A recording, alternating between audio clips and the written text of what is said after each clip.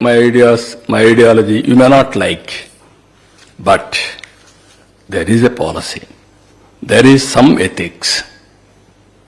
Minimum ethical standards లేకుండా రాజకీయాలు చేయడం ఏంటండి? So these are all the problems I am facing. I am inherited with pain, suffering. I am telling you. ఏంటి ఇలాంటి దౌర్భాగ్యమైన రాజకీయం ఏం చేయాల్సి వస్తుంది, ఇలాంటి వాళ్ళతో నేను పోరాడాల్సి వస్తుందని చెప్పి బాధ, ఇలాంటి విషయాలు మాట్లాడాల్సి వస్తుందని నామోషి. మాట్లాడకపోతే ప్రజలు అర్థం చేసుకోలేరు. ఒకప్పుడు ఉద్యమంగా చేసేవాడిని. నీరు మీరు, జన్మభూమి, శ్రమదానం, ప్రజల వద్దకు పాలన, లేకపోతే ఆకస్మిక తనిఖీలు, ఇవన్నీ నా ప్రోగ్రామ్స్. ఇప్పుడేంటి కామ పార్టీలు, ఏంటి వీళ్ళ గురించి మాట్లాడు. Can you imagine? అసహ్యం అనిపించలేదా? వాళ్ళు మాట్లాడే మాటలు, మొన్నటి వరకు బూతులు, ఇప్పుడు బూతులు లేవనుకోండి, ఆ బూతులు మాట్లాడే నోటికి తాళాలు పడ్డాయి. విన్నామా పోనీ 5 ఏళ్ళు ఎన్ని బూతులండి, ఎన్ని మాటలండి. ఇప్పుడు ఎవరన్నా మాట్లాడుతున్నావా బూతులు? చేత కదా? మనకు నోరులు లేవా? ఎందుకు మాట్లాడలేదు? Can you won't see that difference? Hell of difference మీకు కనపడలేదా? ఒకప్పుడు బయట పోతే మీరంతా నా ఇంటికాడ వచ్చి కాపలా కాసేవాళ్లే కదా. ఎక్కడ రానిచ్చారండి? విశాఖపట్నం పోతే రానియరు, తిరుపతి పోతే దిగనీయరు, ఇంటికాడ నుంచి బయట రానియరు. Can you imagine? గేటుకు తాళ్లు కడతారు. ఇక్కడికి వస్తే, అమరావతికి వస్తే తాళ్లతో, కర్రలతో, చెప్పులతో వేస్తే ప్రజాస్వామ్యం ప్రజ్వరిల్లుస్తోంది, చైతన్యం పెరిగిపోయింది అని డీజీ మాట్లాడతాడు. ఇవన్నీ మనం చూసిన అరాచకాలు, మీడియా పైన దాడులు,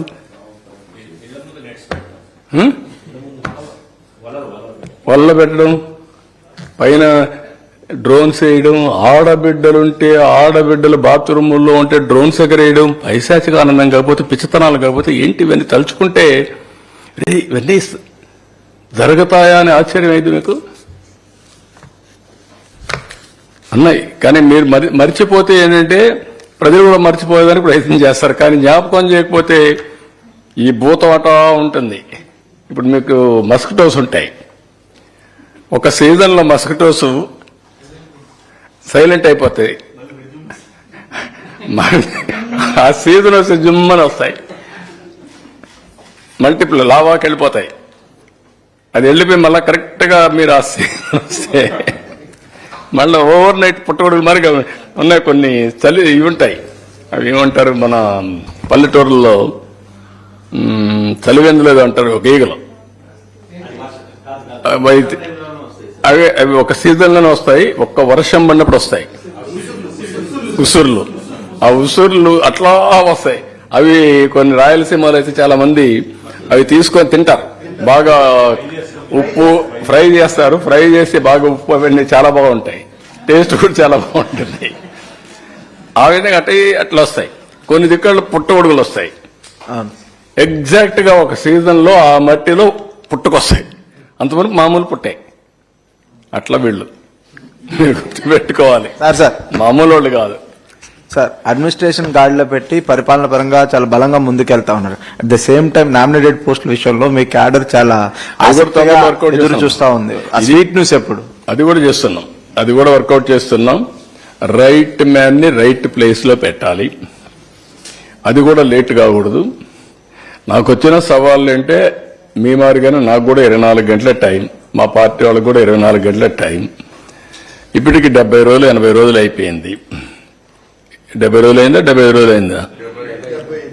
75 రోజులు అయింది. ఇంకొక 25 రోజుల్లో 100 రోజులు అవుతుంది. ఇప్పుడు ఈ 100 రోజుల లోపల మీరు చెప్పిన కార్యక్రమం కూడా వర్కౌట్ చేస్తున్నా. ఇప్పటికే చాలా గంటలు కూర్చున్నా. మళ్ళా నేను ఇచ్చే పొజిషన్స్ రాంగ్ చాయిస్ ఇస్తే మళ్ళా తిడతారు. వేరే చేస్తున్న ఏ మాట అయితే నేను చెప్పాను, నేను అధ్యయనం చేస్తాను, మీ పర్ఫార్మెన్స్ అప్రైజ్ చేస్తాను, మీకు పనికి తగిన గుర్తింపు ఇస్తానని నేను చెప్పాను. ఆ ఎక్సర్సైజ్ చేస్తున్నా, నెంబర్ ఆఫ్ అవర్స్ కూర్చున్నా. మళ్ళీ నేను జనసేన, బీజేపీ వాళ్ళతో కూడా మాట్లాడుకోవాలి. ఇంత మునుపు నేను ఒక్కనే చేసేసేవాడిని. ఇప్పుడు కోయిలేషన్ ధర్మంలో అందరితో కూడా మాట్లాడుకొని We have to move forward. We have to carry everybody with us. All of us has to move forward. ఎలక్షన్లో పోటీ చేశాం, అదే మరి వర్కౌట్ చేసుకుంటాం. ఏది కూడా సైంటిఫిక్ గా ఉంటుంది. ఒక బేస్ కూడా ఎప్పుడు కూడా ఆ రోజు సెలక్షన్ ఆఫ్ క్యాండిడేట్స్ లో ఎట్లయితే చేశామో వెరీ క్లియర్ గా ఎక్కడికక్కడ రైట్ మ్యాన్ రైట్ ప్లేస్ లో పెట్టాం. సేమ్ థింగ్ రేపు కూడా చేస్తాం. న్యాయం చేసేది మీరు చెప్పినట్టు చాలా మంది. ఇంకోటి ఏంటంటే నాకు పెద్ద ప్రాబ్లం ఇస్తారు, ఇది కూడా చెప్తా ఉండాలి, లేదంటే ప్రజల్లో కూడా అర్థం కాదు. యాస్పిరేషన్స్ ఎక్కువ పెరిగిపోయినాయి. కాంపిటీషన్ కాదు ఇది, యాస్పిరేషన్స్. ఆశావాదులు కూడా కాదు, ఎక్స్పెక్టేషన్స్. ప్రతి ఒక్కరు ఎక్స్పెక్ట్ చేసేస్తున్నారు. రెండోది కూడా ఉంది ఇక్కడ, ఇది కూడా ప్రజలకు కూడా అర్థం కావాలి. దాంట్లో తప్పు కూడా లేదు. అందరూ సాక్రిఫైస్ చేశారు, అందరూ సఫర్ అయ్యారు. సఫర్ అయిన వాళ్ళందరూ ఎక్స్పెక్టేషన్ చేయడంలో తప్పు లేదు. వాళ్ళ ఎక్స్పెక్టేషన్స్ ఎట్లున్నాయంటే బియాండ్ సాల్వింగ్ ది ప్రాబ్లమ్స్ వరకు వెళ్ళిపోయినాయి.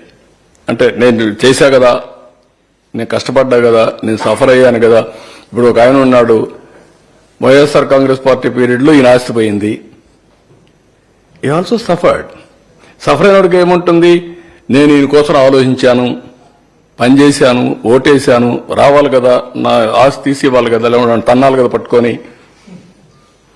Nothing wrong in it. ఈ suffered is having that feeling. ఇప్పుడు నేను వాళ్ళు చేసినట్టు నేను చేశాను అనుకోండి, there is no difference between the two. That is the miss match.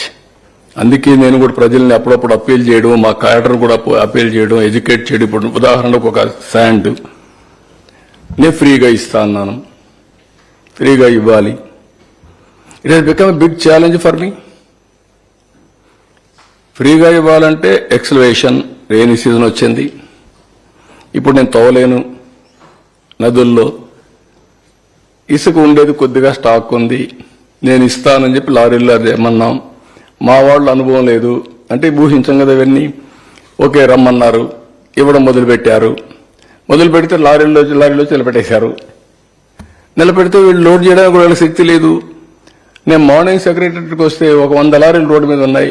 ఇదేంటో ఇన్ని లారీలు ఉన్నాయంటే ఇస్తున్నాం సార్ అంటారు. What is this, what is happening అని అడిగితే దెన్ కూర్చొని ఆలోచించి ఇది కాదు, మీరు తప్పు చేస్తున్నారు. వీడు 2 రోజులు వెయిట్ చేస్తున్నాడు, 3 రోజులు వెయిట్ చేస్తున్నాడు. 3 రోజులు ఛార్జ్ కూడా ఎవరి మీద వేస్తున్నాడు, కన్జ్యూమర్ పైన వేస్తున్నాడు. వాట్ ఈస్ దిస్ అని చెప్పి అక్కడి నుంచి కూర్చొని పెట్టి యూ రిజిస్ట్రేషన్ సమ్వేర్ చేయండి, లారీస్ అన్ని కూడా లిస్ట్ అవుట్ చేయండి, డెస్టినేషన్ ఎంతో ఫిక్స్ చేయండి, వచ్చిన తర్వాత 1 అవర్ స్లాట్ ఇవ్వండి, ఆ 2 అవర్స్లోనే ఆ లారీలన్నీ ఫిలప్ చేసి పంపించండి అని పెట్టాను. ఇప్పుడు స్ట్రీమ్ లైన్ అవుతోంది. ఐవీఆర్ఎస్ అడుగుతున్నాం, ఐవీఆర్ఎస్ చెప్తున్నారు.